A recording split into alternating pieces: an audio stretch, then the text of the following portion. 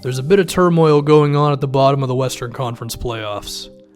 David Fizdale was just fired from the Grizzlies. The Clippers have been dealing with injuries, although they have won their last 2 games. Oklahoma City Thunder still doesn't have their offense going. Rudy Gobert got hurt for the Utah Jazz. Do the Los Angeles Lakers have a bid here for the 8th playoff spot? I don't think they have a chance to catch the top 7 teams. But number 8 does seem kind of open here. Now, we are assuming that Oklahoma City just never figures out their offense, and it's still a whole lot of isolations and a whole lot of my turn, your turn sort of deal. But I think this might actually be worth a conversation here with the Lakers. The Lake Show, currently 8-11 on the season, 28th in offense, 5th in defense. And when you look at the personnel on the team, you might not immediately believe that they're just this awesome defensive team. But I think a few things need to be mentioned. Number 1, Julius Randle, and I talked about this before the season began, his weight loss. He just seems flat out better on defense. His job in the pick and roll, the way that he's been able to step up on ball handlers, disrupt them, not make them comfortable or not allow them to be comfortable, get good contests on pull-up mid-range jumpers. Randall's definitely made progress. He's also had times where he's switched.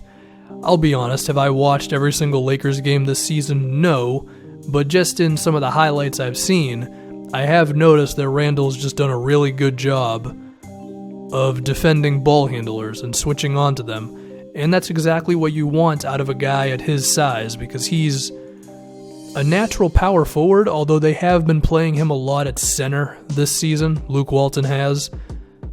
That's a good sign, so hopefully Randall can just keep that up. And besides that, I mean, I've already talked about how I like Lonzo Ball's help defense. Ingram is tall. KCP is a gifted defensive player. Brook Lopez, he's really not terrible. He's maybe ultimately like an average defensive center. But if you have an average defensive center who's sometimes going to get beat on some easy stuff, but overall isn't going to kill you, combined with just a lot of like above average defenders, you can be a good defensive team. And if we look at the stats here for them, they don't have one area that they really are just like head and shoulders above everybody else in, but it's the combination of everything. Like they are, I think, 12th in defensive rebound percentage, so they're not getting killed on the offensive glass. They are, I believe, like 11th in steals per game. They're 3rd in blocks per game. So you just put all that into a blender, and what comes out, you're the 5th best defensive team in the NBA. Can they maintain that? I think the big thing is Julius Randle. He's shown some good signs so far. Hopefully he can just keep on keeping on. Randle's season overall has been pretty good, I would say. The Lakers are a better team when he's in the game.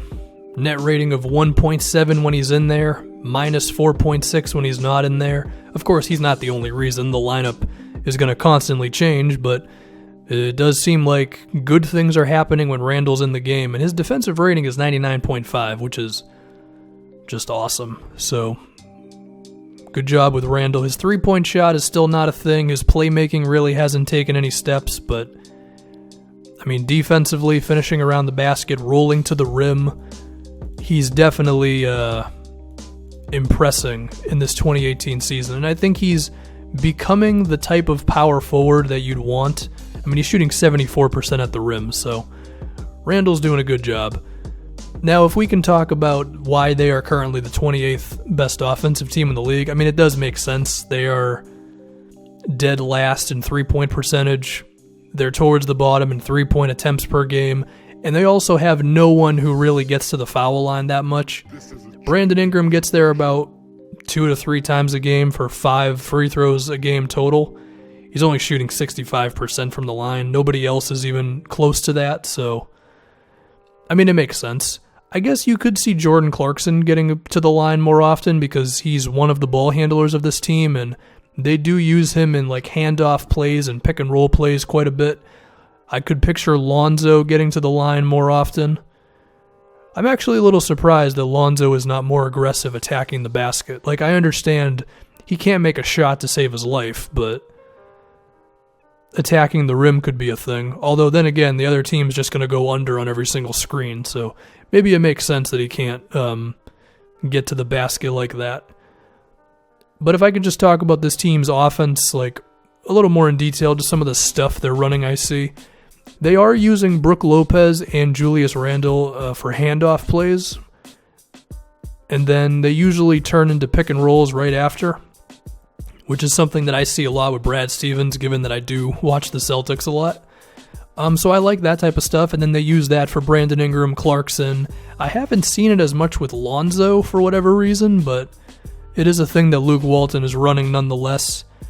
And then usually off of those plays, they'll have like a dude on the other side of the floor slide down to the corner, and a lot of the time that guy can get an open three-pointer off those initial handoff actions. I've seen KCP get those sort of things.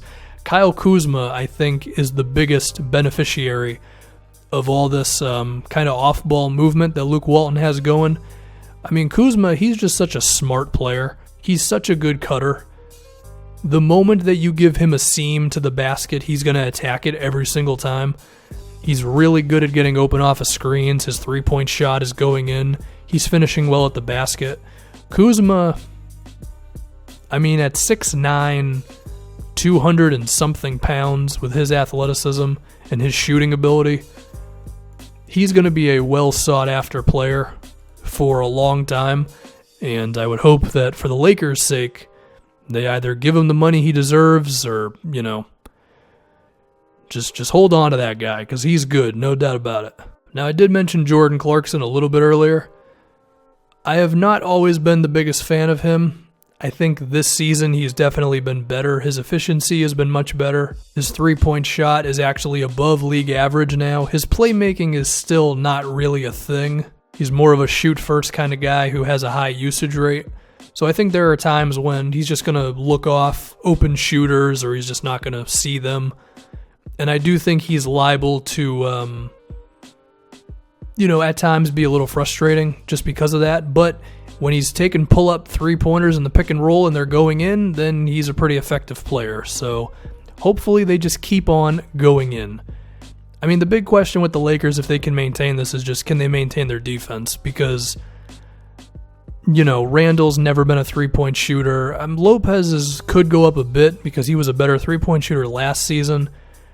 But, I mean, Kuzma, Clarkson, and KCP are the ones making them in.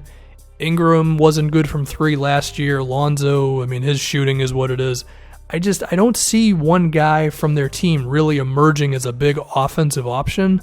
So either they make a trade or you just kind of creep up to being a little better. I mean, they are the fastest team in the NBA right now. Their pace is number one, and they're still really bad on offense. So I don't know. I mean, is the defense going to maintain itself?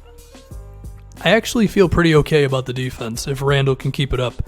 Ultimately, do I think they have a chance at the 8th seed in the playoffs? I think the big thing is, are the Jazz going to just implode with Gobert out? Are the Clippers going to be able to rewrite the ship? Is Gallo going to come back and be an okay offensive player for them? Beverly's gone for the season, so that's going to be rough. Ultimately, I have to believe the Lakers don't make the 8th seed because too many things have to go right for them. OKC has to never figure it out, and then the Clippers and the Jazz have to just be too overwhelmed with their injuries. But even if the Lakers don't make the playoffs, I could still see them making this season a really fun one and a successful one overall.